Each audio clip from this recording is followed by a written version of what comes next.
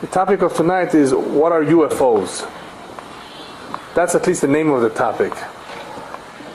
We will also be talking about, in more general terms, the paranormal. So the correct, really the proper, perhaps a better name for the lecture is, what is the Jewish view or position on that which is classified as the paranormal? Does everybody here understand what the word paranormal means? That which is not physical, that which cannot be explained through physics.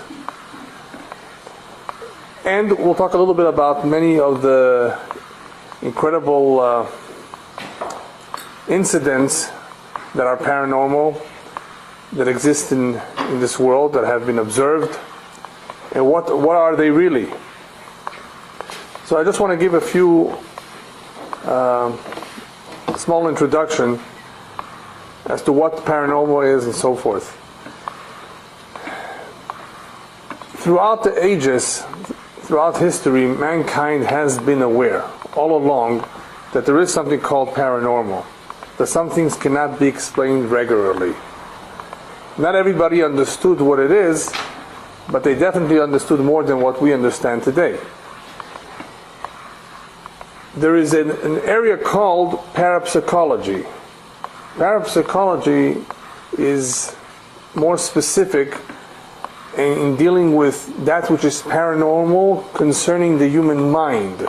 For example, you may have heard of the ability called ESP, extrasensory perception, or telepathy, where people can see things or know things or communicate without any exchange of words. Now just imagine for a moment that you were living 150 years ago, okay, during, Martin Van Buren's presidency. Most of you do not know. President number 8 of this country. And you told someone, your friend, your neighbor, you know what? I'm going to take a piece of metal and punch some buttons and talk to somebody in Israel right now. Would anybody believe him? What? To talk? There was no regular phone.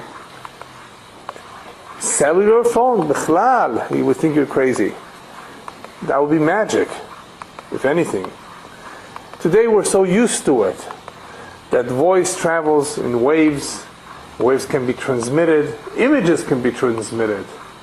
And just 15 years ago, to be able to transmit images through modems, even though modems existed, people were not very much aware of these capabilities. And today just people take it for granted. You can actually not only talk, but you can see somebody on the other side of the world through a video camera. So because we got used to it, we take things for granted. In those days, they also were aware of certain things that existed that for us may be very unusual today, because simply we're not used to it. So it depends on whether one is used to it or not. Parapsychology, therefore, is a very fascinating science, if we can call it science, that deals with certain abilities that human beings have that they may not be aware of. And it's true. Some of it has been proven. It makes some sense. It is found in Judaic sources. So we don't have a problem with it. It is possible to somewhat prove that these abilities exist. Then there's something a little bit more controversial, which has to do with psychokinetic activities, which deal with influencing matter or energy without actually moving it. You may have heard or seen somebody bend a spoon, right? And there are all sorts of individuals out there, all types, that have done many, many incredible things. Some are true, some are tricks, and that's a whole different story on how one can tell if it's a trick or not. There's a way to tell, but it is possible. It is possible to do certain things like that, using concentration of the mind, using what they call psychokinetic abilities to perform these things. Science in itself does not want to accept any of this, because science basically says, I will only accept that which can be proven in a laboratory. In other words, that which can be established to certain rules and guidelines, I will accept. If not, then I won't accept it. Now, an honest individual, an honest scientist will at least say, listen, I do not believe it, I'm not sure. You have to prove it to me. You have to convince me. Just like an agnostic would say, I'm not an atheist, Haz v'shalom, that I do not believe at all. I just need to be convinced. I wish most people belonged to that camp. I wish people actually believed completely in the faith. But if someone were to say, convince me, I want to believe, that is much better than somebody who says, no, I've already made up my mind. These things don't exist. And unfortunately, you have a lot of scientists and non-scientists who have already made up their mind. And when somebody has already made up their mind, it's very difficult to convince them. No matter what you say, no matter what you bring and what you show, they're always going to try to say, oh, this is something else. This is not satisfactory. So science has a problem. Then we have the skeptic. What is skepticism? Doubting. Is that okay? It's healthy and it's unhealthy. To be a skeptic is okay, but it's also not okay, because if, again, you want to be convinced, you're just unsure, then that's fine. Why is it okay to be a skeptic? Because there are crooks out there, there are cheaters, there are liars, there are magicians, there are people who perform all sorts of tricks. Illusionists, that's what magicians are all about. Is they, make you believe that you're seeing something, but it's totally untrue. And why is that important for us to know? Because you have to be careful. It depends what they're trying to sell you. If they're trying to sell you a religion based on the trick, then obviously you have to be very careful with that. It could be something else. And we'll get to that a little bit later, what else it could be. But you want to filter out those that are simply trying to convince you of a sham. Is that what it's called? Where it's totally unfounded, untrue. But to be only a skeptic and not to allow yourself to have an open mind that certain things exist, you're blocking yourself to discover that which is incredible. In other words, there's a lot of things in this world that are really incredible that we cannot imagine that they exist, unless, of course, we come across them, unless we study them. And if we close our minds that these things do not exist or they cannot be true in any way or form, then obviously we're losing out. Because as I will point out in the lecture, some of these things that exist can be very helpful to strengthen one's faith in God. In other words, as long as one allows himself a little bit of room, and he comes across them, observes them, or has a friend who he trusts that has experienced it, that he could help him convince himself that perhaps there is life after death, as an example. And this is a very important example, because imagine somebody that just lost somebody very, very dear to them at a very young age. And it's very difficult, to comfort someone, because you can't bring them back, so what are you going to say? So when somebody has a total lack of faith in the life after death, and they think that the person is really gone, they're not only going to be heartbroken, whatever you say won't make too much of a difference to them. So if somehow that person can be convinced, no, there is life after death, there's something called the neshama, the neshama survives, that can make a big difference in the way people see life, in the way people experience a loss in their life. So it would be really nice if all these mysteries or paranormal activities can be proven beyond any doubt. It would be really nice. But Hashem does not want to. And the reason for that is, I explained in a couple lectures ago, is for the same reason that miracles are not too apparent and are not too frequent, because it would interfere with our free will. And because Hashem does not want us does not want things to be too obvious, so that people can exercise true free will. He does not make things too clear. He allows man to decide for himself what this could be. If it would be too clear and too obvious, then obviously he would make up his mind, and then we would not have the true free will to make a decision, or whether to follow his word, to do the mitzvah, or not to do. Things would be obvious. One would get punished right away on the spot, then things would be obvious to him. But if it appears like the wicked are getting away with it, and those who are righteous are suffering, then perhaps somebody would reconsider, why should I be religious? I don't see them having a better life than those who are committing all the evil in this world. So there needs to be a little bit of room for doubt, for skepticism, but you have to be careful to have an open mind.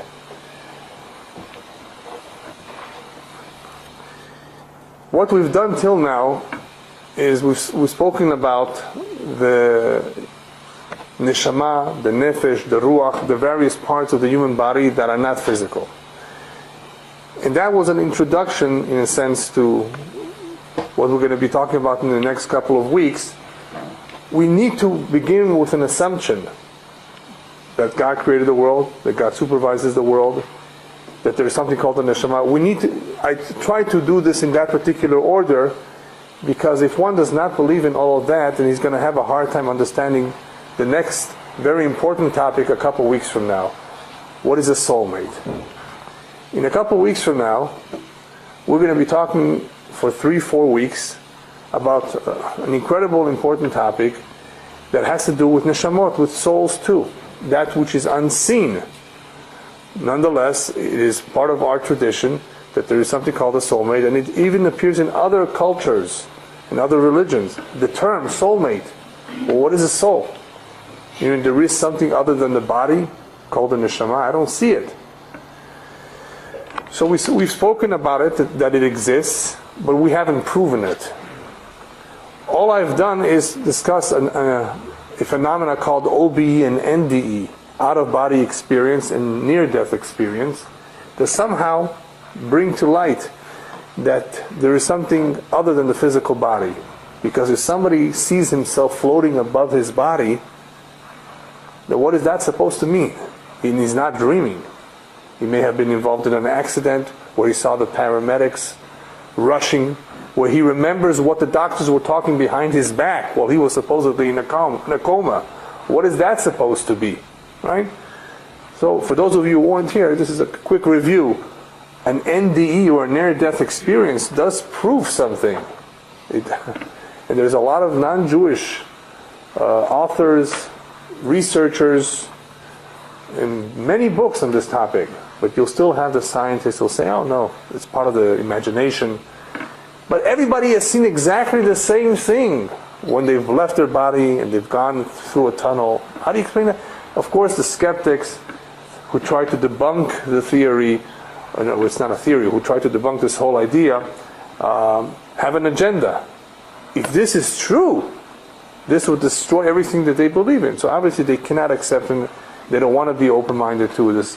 But NDE and OBE, or out-of-body experience, does in some ways prove that there's something other than the physical body, and that there is life after death, or at least the neshama continues to exist after the body is buried.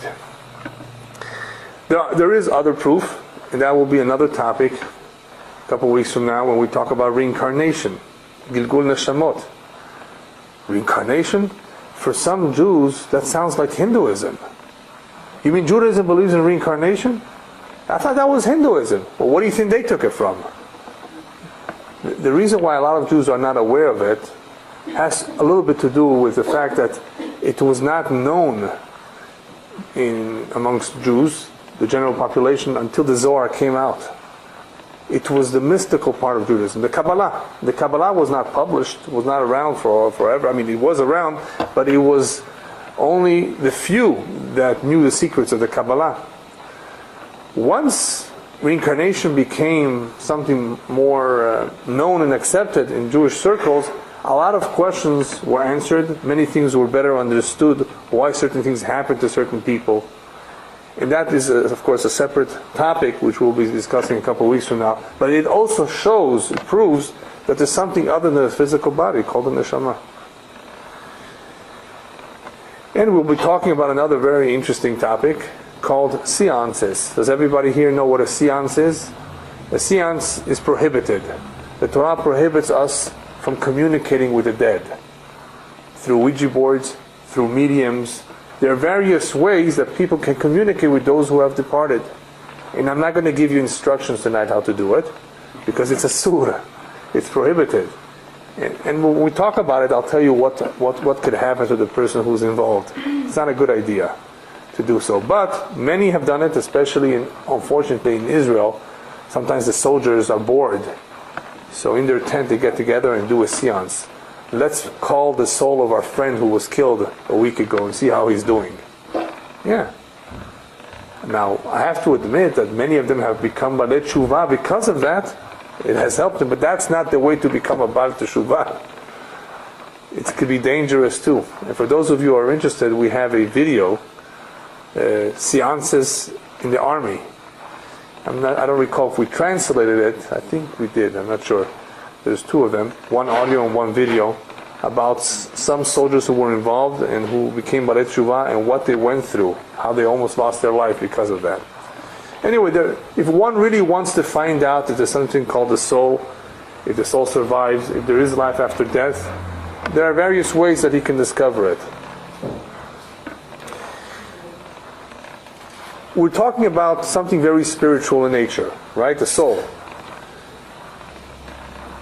In our daily life, even though we're not aware completely of the soul, it becomes apparent to us that there are certain spiritual forces around us that we can't really explain.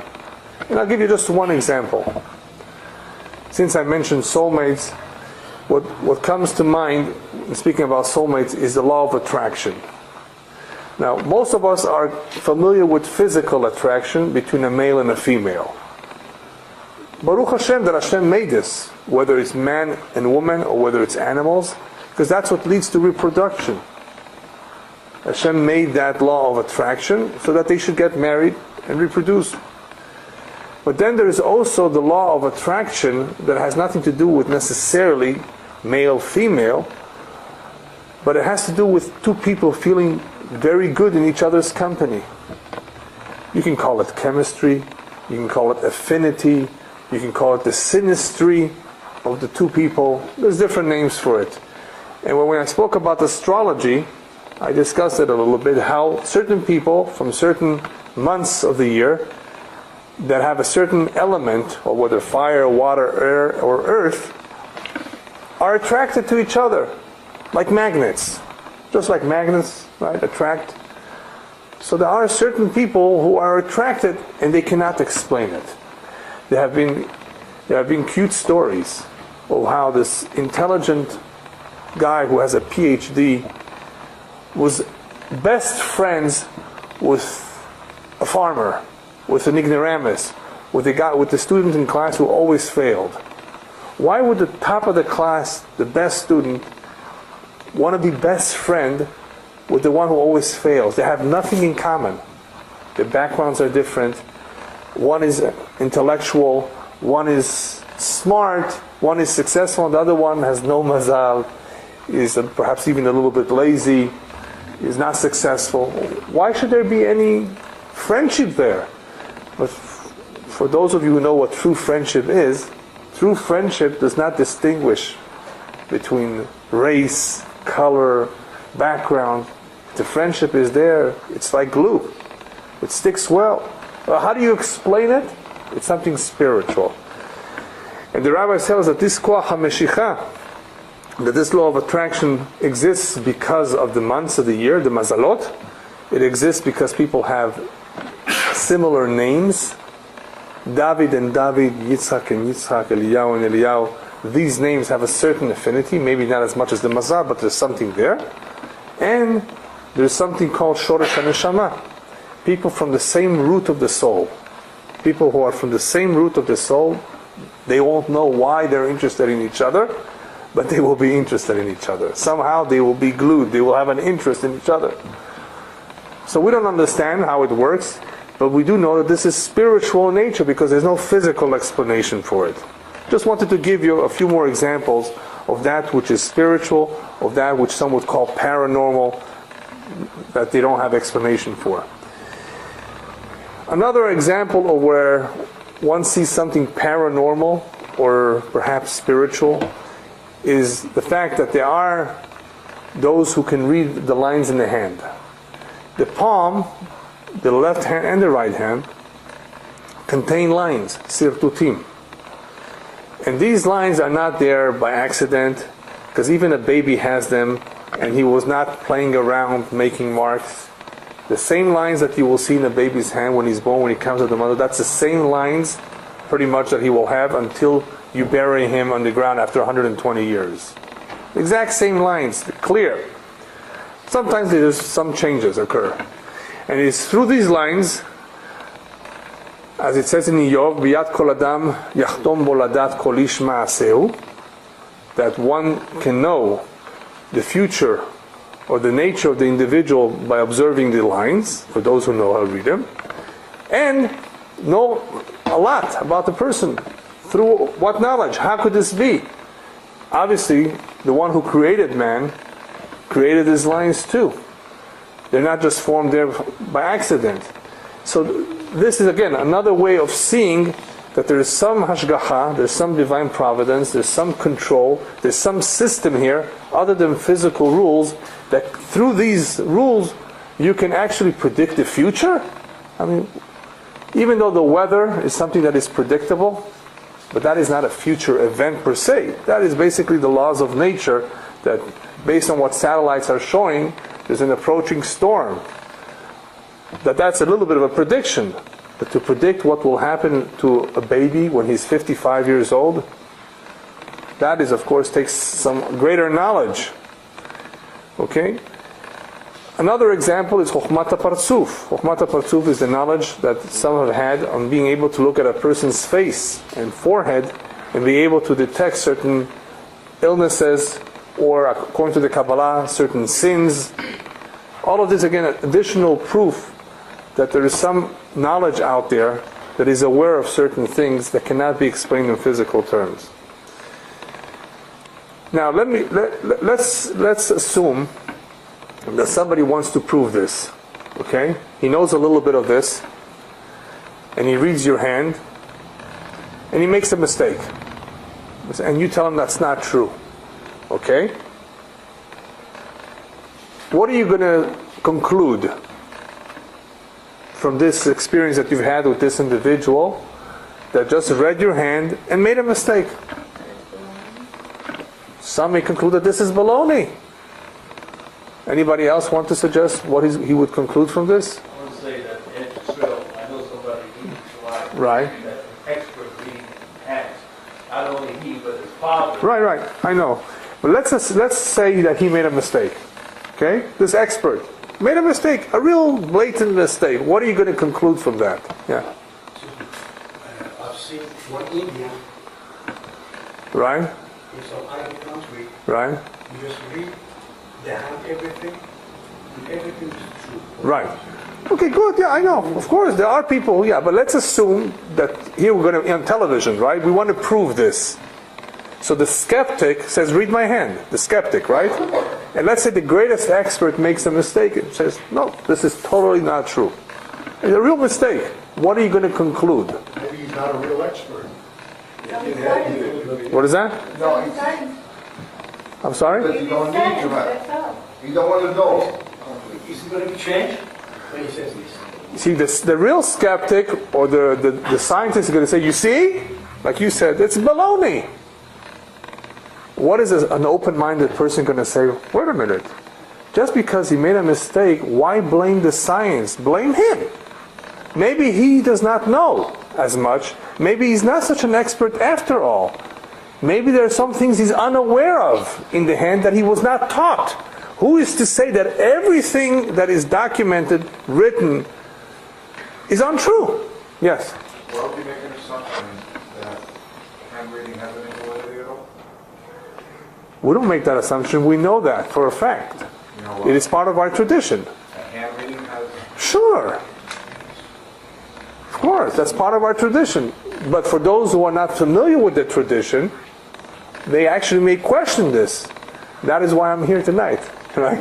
To tell you that this is Jewish, that this is quite normal, that it's acceptable, as long as they're not gypsies or want to take your money. Right? That you have that too in this world. That's part of the problem. Are we allowed to find out? Another time I'll talk about that.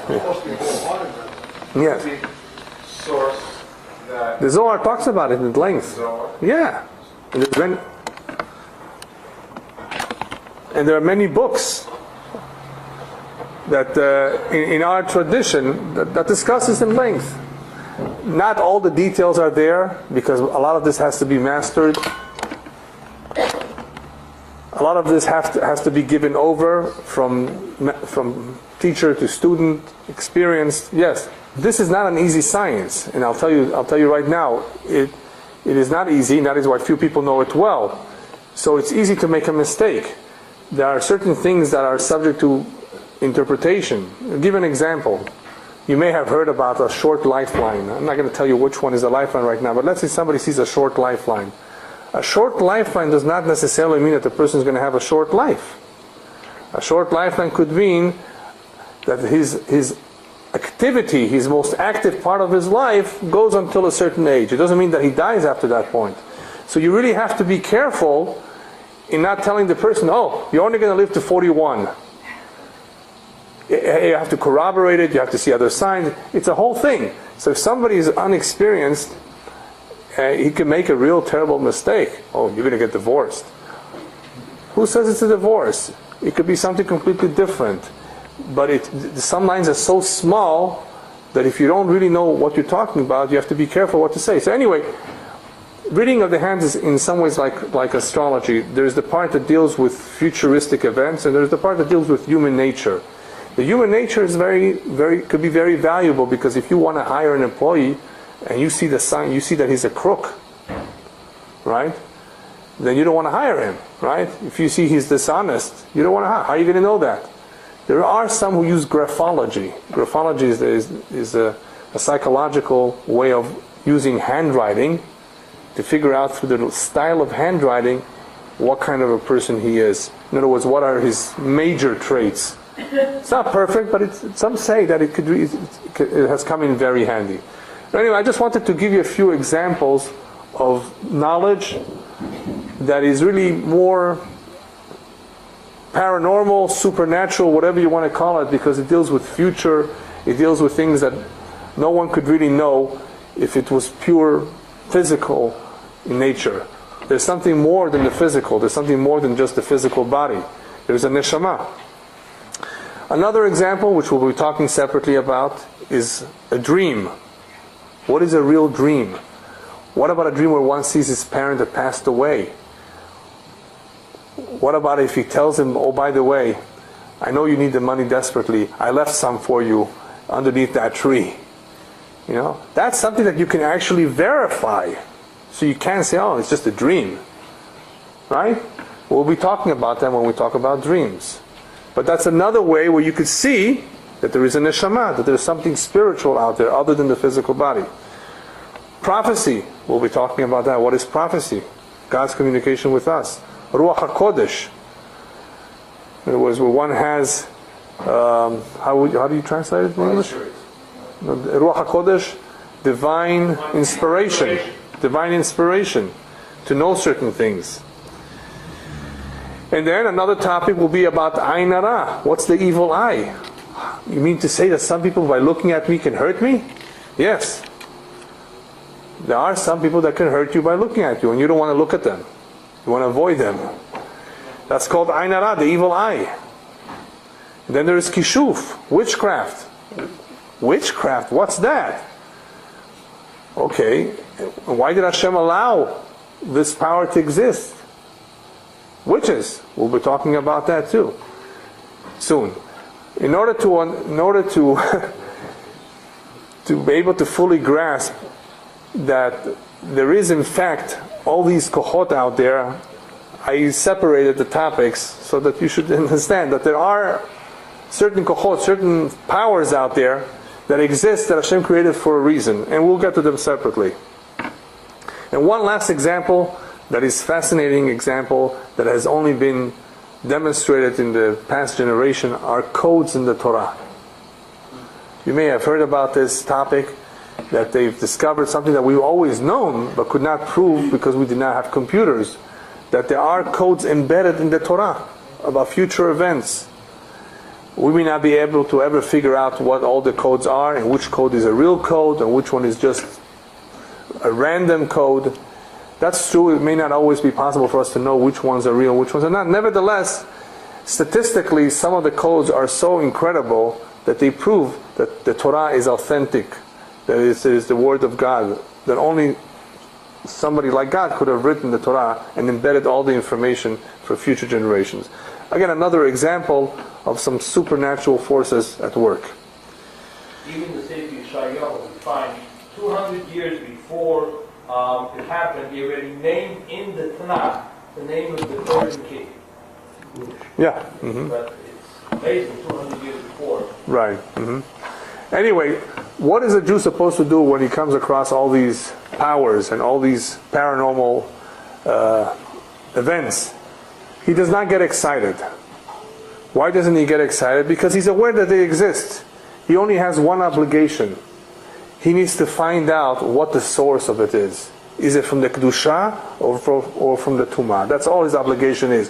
When a Jew is confronted with something that is paranormal, he says, yes, it is possible. My job right now is to figure out, is this from a holy or an unholy source? That's all.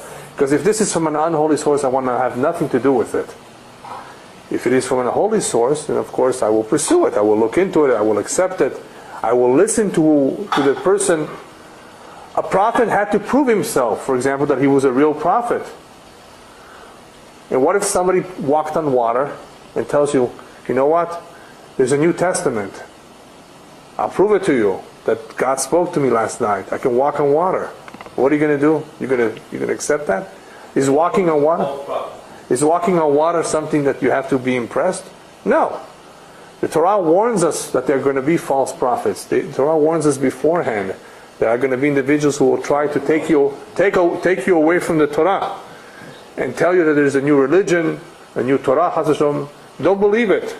Don't accept it. They're false. And they may use magic, witchcraft, whatever you want to convince you. And you should know that this is always usually from an impure source, from the Tum'ah. So I believe that's the topic next week. Why did God create the impure forces, the impure powers, which what they really do is